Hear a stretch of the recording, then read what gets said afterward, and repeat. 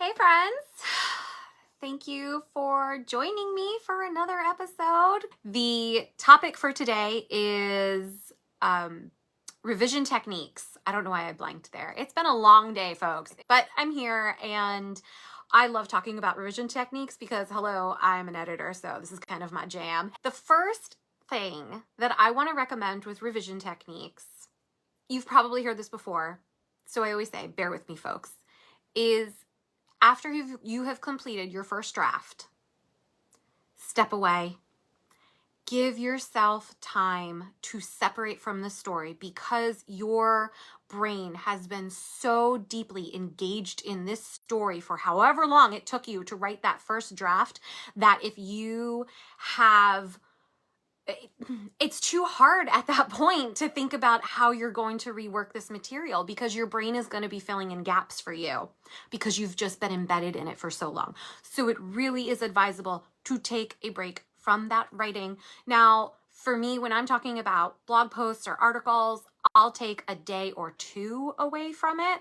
If it's the novel that I'm working on right now, I'm going to need at least a week, if not longer, to separate myself from that first draft. And the reason why is because when you go back to revising your work, you need that degree of separation so that you can start to look at your work from the perspective of a reader. I'm going to say that again, so that you can look at your work more from the perspective of a reader. And that will enable you to better see the gaps and holes in your story. Okay? Again, if you guys have questions, put them down below and I will get to this. Some people have expressed concern about stepping away from their story that, actually, twofold. One, they're afraid that by editing or revising their work over and over again, they're going to get bored and get sick and tired of it, which is why you need that degree of separation to step away from it. But then people can be nervous that they are going to lose the momentum for that piece. And one of the best ways that you can maintain the momentum for that piece is to write down your big why for that story. Why is it that you feel the need to tell this story? What is the message that you are trying to convey? Why did you feel this huge motivation to write this thing in the first place? And that will help you, if you lose your motivation, to be able to go back to that and remind yourself why this matters. I am going to get to more technical revision techniques. I just want to start out with perspective and how to not lose your momentum, okay? So, like I said, having that degree of separation will allow you to start to look at your work from a reader's perspective, and you will. Here's the other reason why that matters. It helps you to take some of the emotional investment that you have in your story away. How many times you hear the expression, kill your darlings? And it's hard because you're like, I spent so much time on this beautiful passage and I love it with all my heart. I get it. I really do. But if it's not serving your story, you need to be able to recognize that when you're reading it later and be like, ooh, this actually really isn't serving my story. And now that I've separated from it, I can let it go. I too have struggled with this in the past. So what has actually helped me to get over that hurdle is I have a separate Word document where I will cut the pieces out. I will move my darlings into that separate Word document. And it's sort of like gently laying them to rest. It just helps me feel so much better to know that this section that I worked so hard on hasn't been lost in the ether. It still exists if I need to resurrect it somewhere. But I'll tell you, pretty much every time I have moved a piece of writing that I was like completely in love with and I didn't want to let go of, whenever I moved it into that document and it allowed me to step away from it so that I could rewrite whatever I needed to rewrite, 10 times out of 10, what I wrote afterwards was so much better. So much better. And so I know it's hard to kill your darlings, but move them into another document and they'll be saved somewhere. So you can always go back to them if you need to. But I'm guaranteeing what you'll write after that will be so much better, especially when you've had that degree of separation and you're looking at your work with a fresh set of eyes, okay? So now I'm going to get into the more technical parts of revision techniques. After you've written your first draft, whether this is articles, personal essays, chapters in a book, what you want to do after your first draft is you want to start looking at the pieces of your book like jigsaw puzzles. Okay, I'm trying to get my thoughts together. Thank you for bearing with me here. The next part of your editing process is going to involve looking at the structure. Think of this as like an architect, how the house is built, right? You don't want to have your kitchen buried in the basement, separated by 1,000 stairs, right? You want to look at the structure of your story.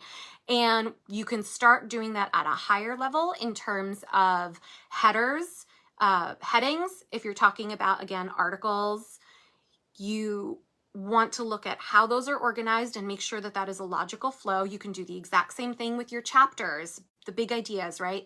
You want them to be organized in a logical order. And I say logical order, not chronological order.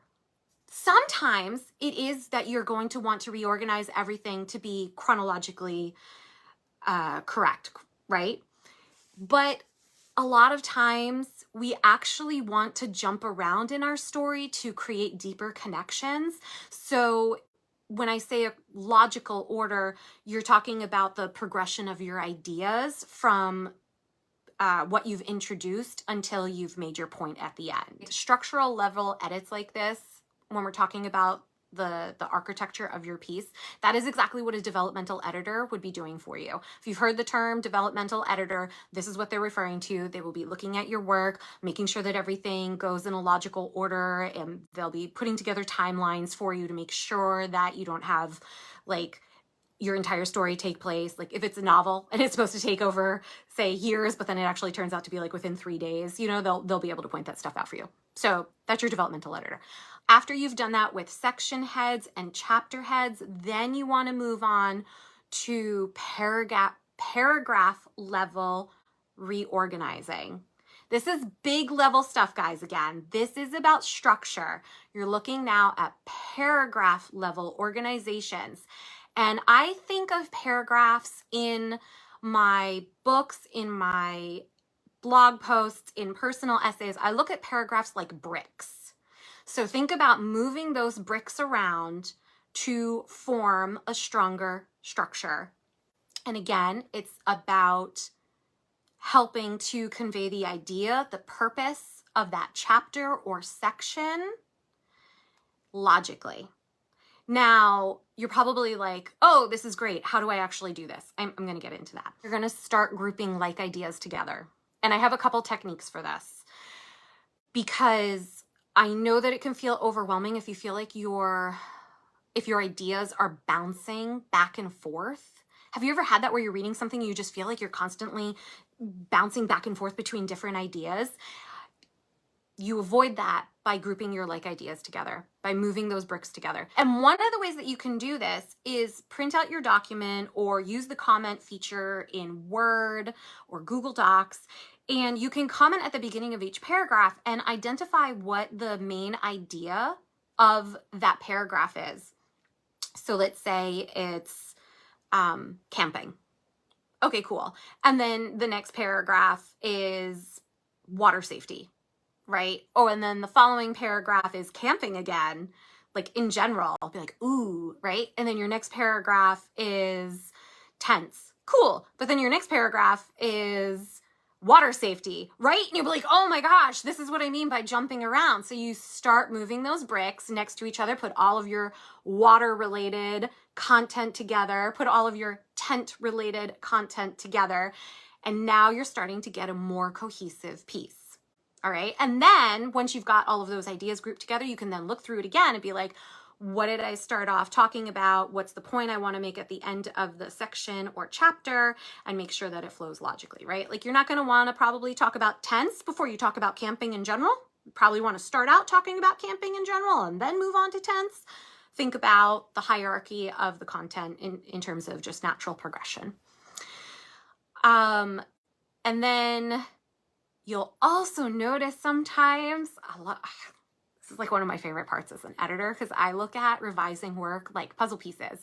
But if you also feel like you can't identify the main idea of a paragraph because you've actually identified 5 ideas in that paragraph, and then you've been doing that a lot, so you don't know how to group those items together, you can actually get a highlighter, use the highlighter tool, and designate a color per idea. So say when you're talking about water safety, that's pink. And when you're talking about camping in general, that's green. And when you're talking about tents, that's blue. And when you highlight the piece like that, the colors will pop at you and you'll be like, oh my gosh, I need to move all of my green over here, all of my blue over here, and all of my pink over here. And it makes it a visual way to see how you need to reorganize your content so your like ideas are grouped together. Okay? I love doing that. I love doing that. Especially when people are like, I don't understand why my ideas are bouncing around. And then I give them like 2 pages of highlighting colors all over the place. And they're like, whoa! And I love seeing them put them all back together again. And I'm like, you guys got it. That's great. So don't underestimate the power of the highlighter. So again, we're talking about your structure now within a chapter or a section. And the next thing that you want to do after you've grouped your liked ideas together, you've put them in a logical order, what you also want to do per paragraph is look at the paragraph and say to yourself, what is the point, the purpose, the goal of this chapter or section? You need to identify that. And when you have clearly identified the point, purpose, goal of that chapter or section, you then go through paragraph by paragraph without emotional attachment, right? More of the reader's eye, and ask yourself, does this paragraph support my goal or purpose? Or does it actually detract from my purpose or goal? Because if you've gone on a tangent, you're not supporting the purpose of that section or chapter, which means that other piece is in the wrong spot and needs to be relocated. Maybe you accidentally put the sofa in the kitchen, right? That's what you're doing there. And you go, oh, let me find out where that actually belongs and drag it over there, okay? Yeah, okay. I'm losing my train of thought. I'm sorry. Like I said, it's been a day. It's been a day. So yes, to sum up, once again, look at each paragraph and decide if it supports or hinders the goal or purpose of your section or chapter, okay?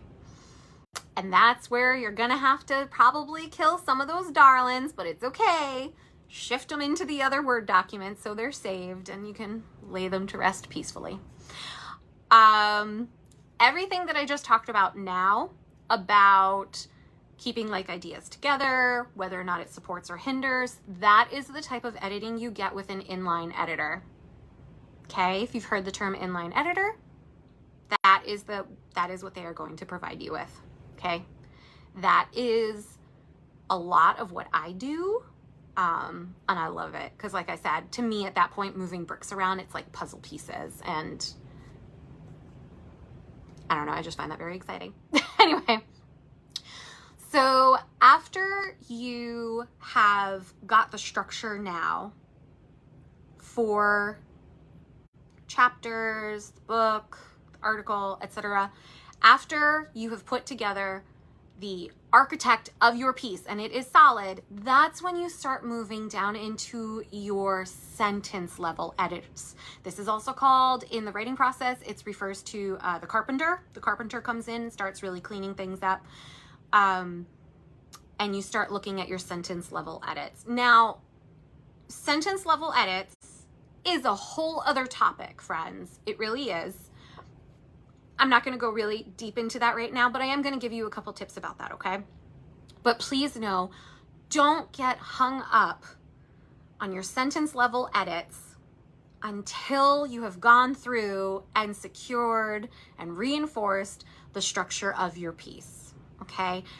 This jumping around in the writing process is what trips up a lot of people, that they get so frustrated with their work that they're like, this is garbage, and they give up on it, okay? So once your structure is sound, that's when you're going to move on to sentence level edits. And that's when you're looking at the individual paragraphs now, and you're looking at the sentences with them, and you also want to make sure that they are flowing in a natural progression from one thought to the other, still based around a single idea in that paragraph, okay? And then here are 2 bits of advice that I have for sentence level edits, because like I said, I took an entire semester called Sentence Power, which I loved. But like I said, that's like a whole other topic, okay? So two bits of advice for sentence level edits. And they are,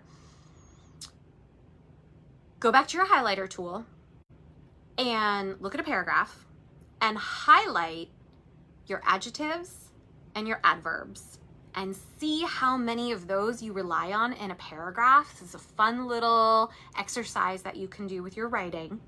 See how many adjectives and adverbs you rely on in your paragraph. I am not against adjectives and adverbs. You know, there's some people who are like, kill them all. I'm not one of those people.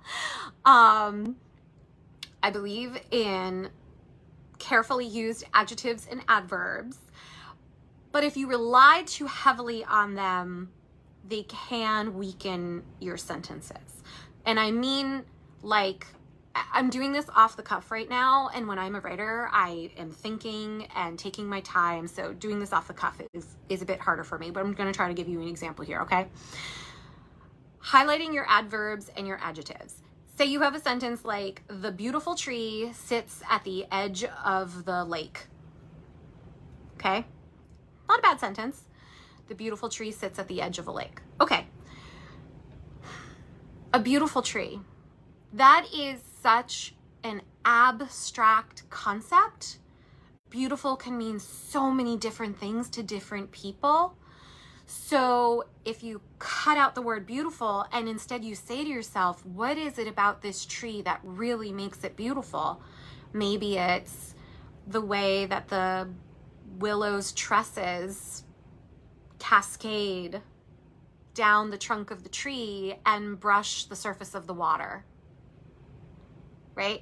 That creates a concrete image in somebody's head. That is a lot more descriptive than just relying on the word beautiful, okay?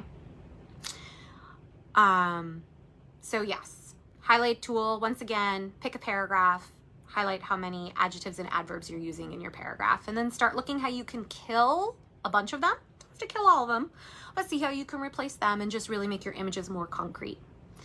And then another recommendation to play with for sentence level is, again, using the highlight tool. Identify, maybe in a page, use yellow for when you are showing and green for when you are telling.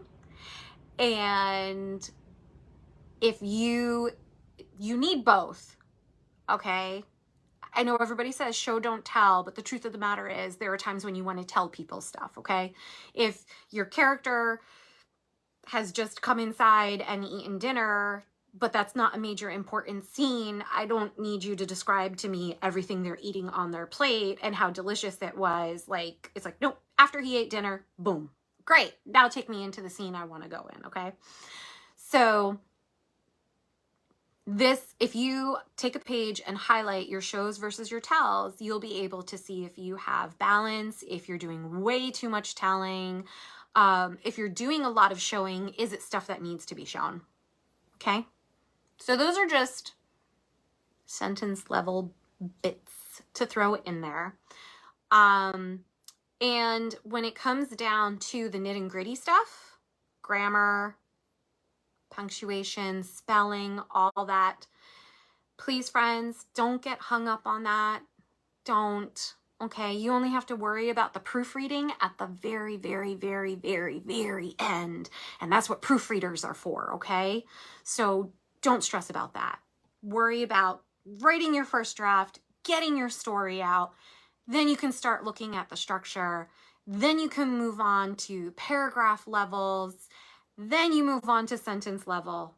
And then you pull in your proofreader at the end to get the last little bits, okay? How many times people say that they can't write past the first sentence because it was terrible, or, you know, I'm getting so stressed out about commas and semicolons and, oh, it just aggravates me, right? Dude, don't worry about that stuff. Let your creativity out. Your creative side does not care about those pieces, and that's okay. That's what editors are for, okay? So I hope you have found this helpful. Good luck with all of your revisions. And at the end of the day, just keep writing, okay? That's what it comes down to. Just keep writing, all right? Have a good one, friends. And I am going to journal and empty my mind of everything that I have to deal with today. So, good times. All right, see you back here next week for another episode of Conversations with Parents Who Write, and I'll have another guest on the show at that time. Take care, friends. Have a good one. Bye.